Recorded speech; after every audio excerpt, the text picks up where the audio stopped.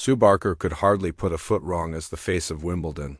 Except for one incident where she almost burned the building down. Even a Wimbledon legend like Sue Barker sometimes slips up.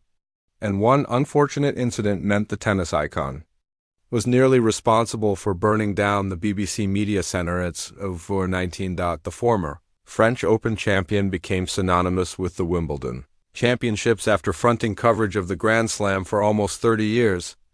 Barker, 69, is held in the highest esteem at the All England Club, but came close to seeing her reputation reduced to ash one year. She made the revelation in her 2024 book, Wimbledon, A Personal History, which gives her account of the major, from competing as a junior to hanging up her mic more than half a century later. And as the 2025 Wimbledon Championships get underway on Monday, her old production team will be hoping to avoid any such close calls this year, while heaping praise on Martina Navratilova.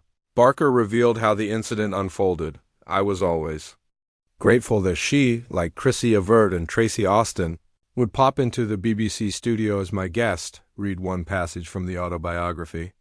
"There's nothing she doesn't know about Wimbledon. She was my unfortunate guest one year when I nearly burned down the studio and possibly the whole media center." Barker explained how she was left scrambling to fill hours of airtime on one rainy day at SW19 when Navratilova agreed to come in and help.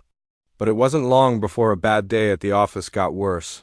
The beloved broadcaster went on to mention how she liked to keep rigorous research notes nearby in case she needed to refer back to them. But because bosses liked the desk to look as tidy as possible, she bundled the pages out of sight underneath, which almost led to disaster. "As Martina and I were chatting away, I suddenly saw my floor manager Liz looking worried and talking in an animated fashion to the gallery," she continued.